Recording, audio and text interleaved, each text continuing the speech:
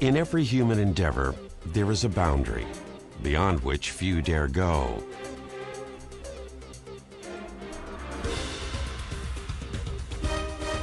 You can feel it, there, on the far side of the possible, somewhere between dreams and destruction.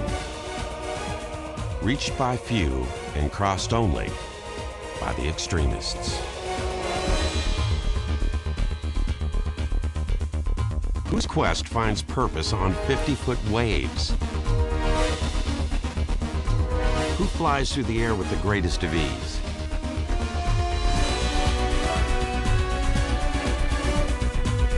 Well, we'll find the answers out in the Pacific.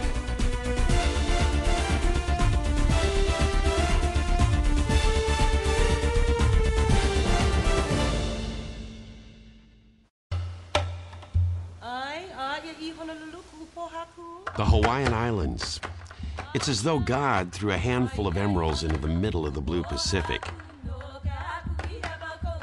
creating an empire of water, kings, and legends, and waves bigger than your imagination.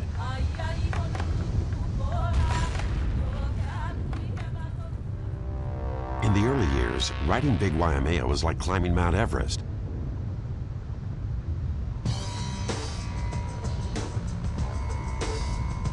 But by 1990, even the boldest maneuvers on the hugest waves had been done 1,001 times. Traditional big wave surfing had finally found its limit.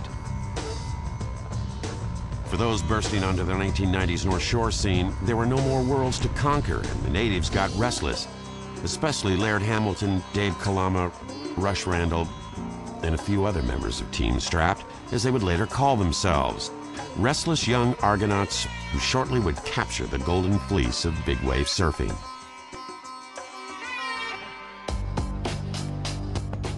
Leaving Oahu's North Shore, a traditional home for all big wave surfers, Team Strap migrated to the North Shore of Maui, where the ancient slopes of Haleakala plunge into the craggy lava beachhead of Peahi. Several hundred yards offshore, waves the size of mountains were known to break.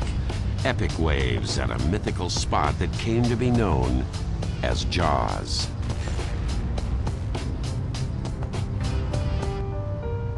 When Jaws reared up with all its might, the waves were off the scale. The prospect seemed dazzling, but people could die out there if they played by the old rules. Clearly, no one could paddle into such waves, a problem well known to North Shore guru Kenny Bradshaw. There's a lot of waves in Hawaii that get so large and move so fast toward the shore, there's no way that you can catch it under your own power. The big Jaws waves steamed in off the horizon like terrible gifts from the deep, matchless for their size and speed and too enchanting for Team Strap to ignore. In the spring of 1994, tentative new techniques were born from the desire to challenge these great waves.